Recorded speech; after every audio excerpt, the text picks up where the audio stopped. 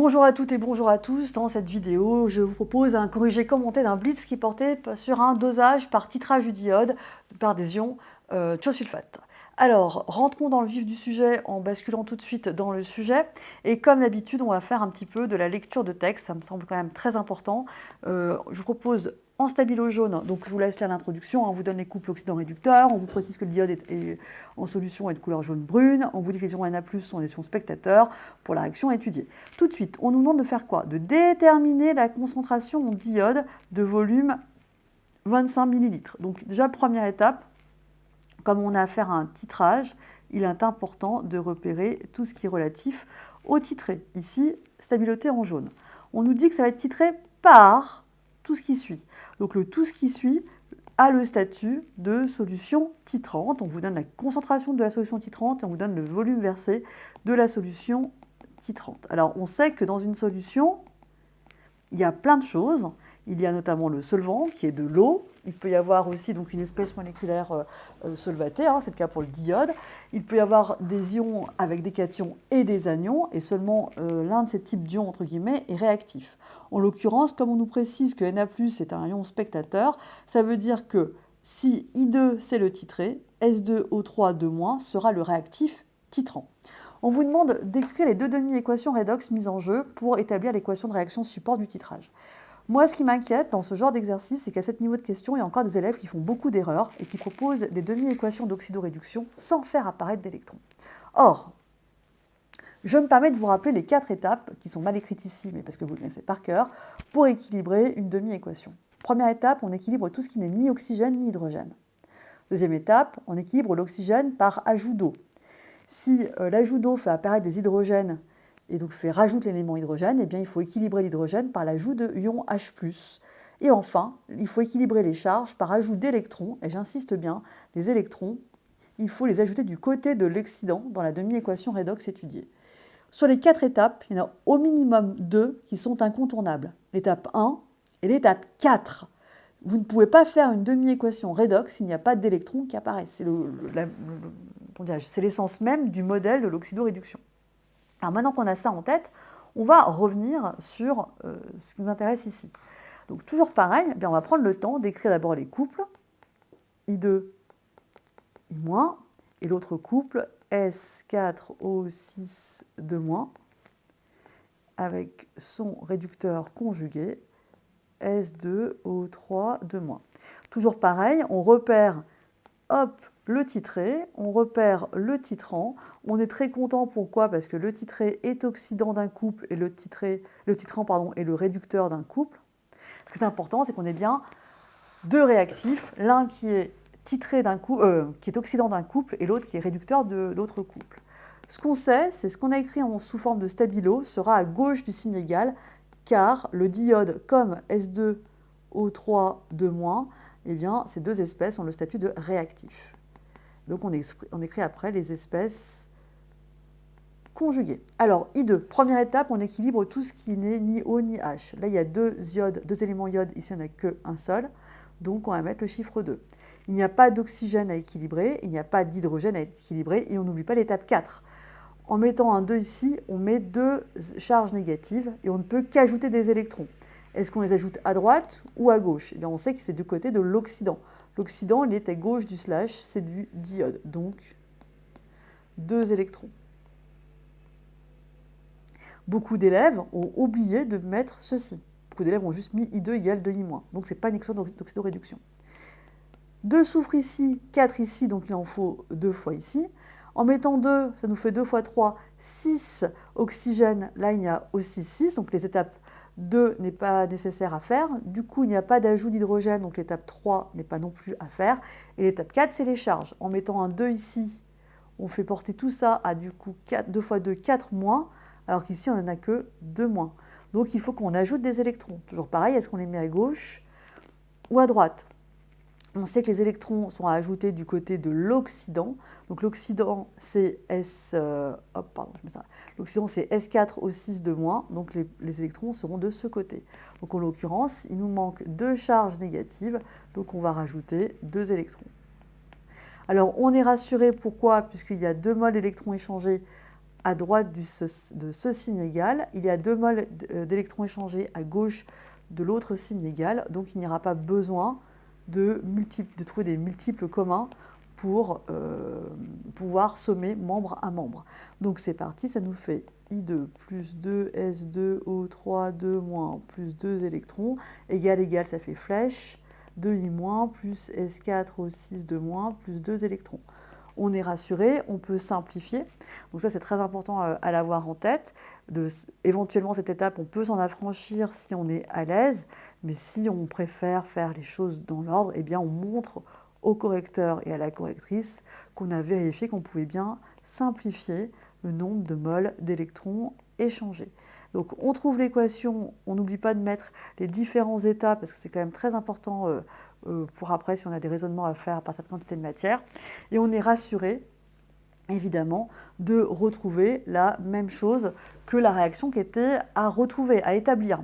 Alors, si jamais, qu'est-ce qui se passe si moi je suis élève et mon équation finale ne correspond pas à celle qu'il faut retrouver? Bien, forcément, par la suite, je vais utiliser celle de l'énoncé. En mettant un petit commentaire, j'ai fait une erreur, donc c'est la raison pour laquelle je vais utiliser l'équation de titrage qui est stabilotée en fond orange. Okay.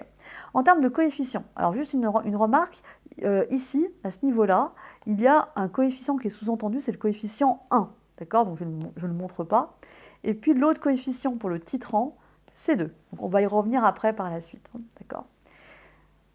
On vous demande de légender le schéma, de préciser le titrant en l'encadrant et et d'entourer le titrant.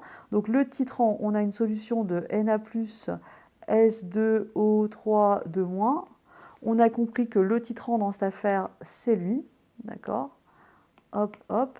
Le titré, c'est du diode à queue.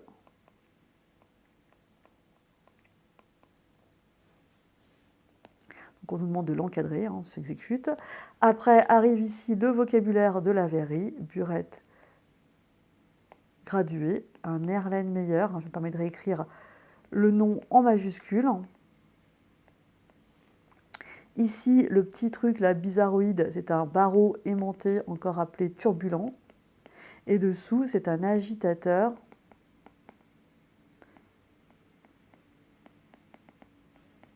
magnétique. Alors, les 3 caractéristiques pour une réaction de titrage, il faut qu'elle soit rapide, sinon ça n'a pas d'intérêt.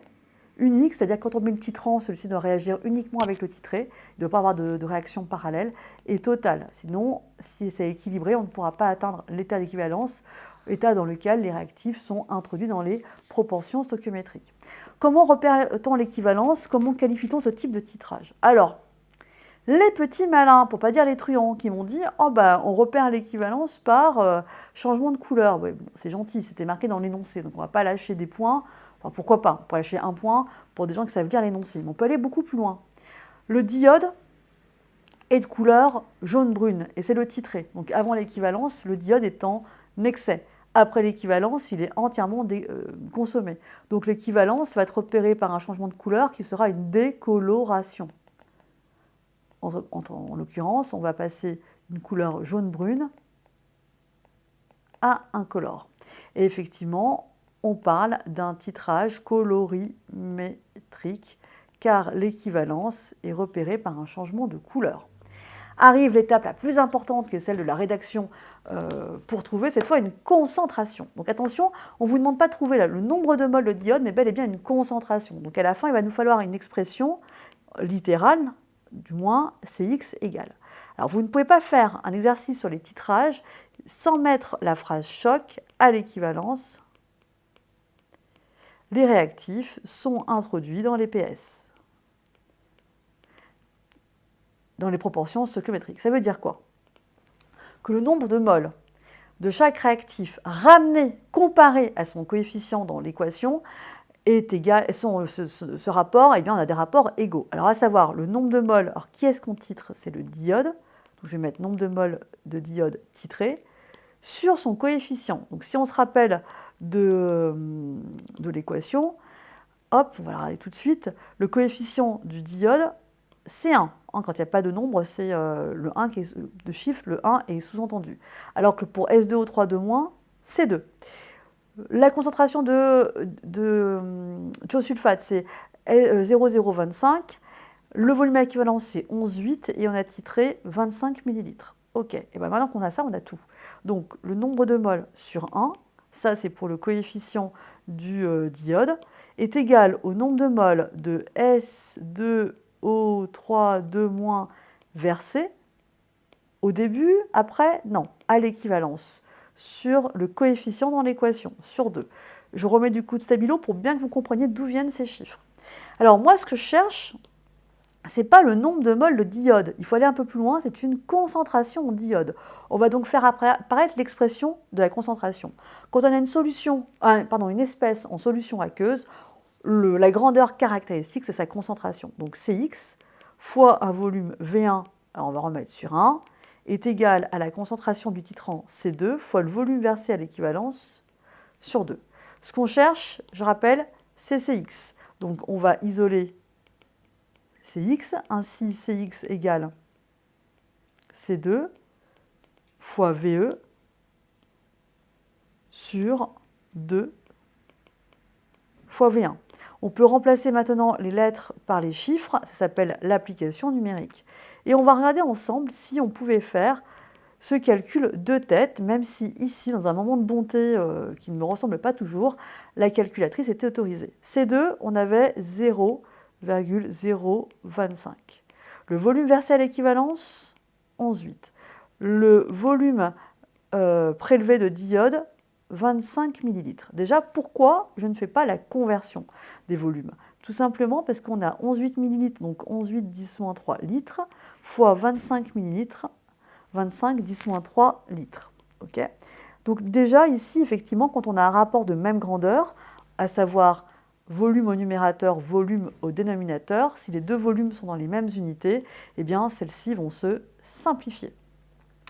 Ensuite, on le constate ici, 0,025, qui rappelle étrangement le 25 en bas. Donc l'astuce, c'est de faire apparaître 25 en haut, donc 0,025 c'est 25 10-3, fois le 11,8 sur 25 fois 2.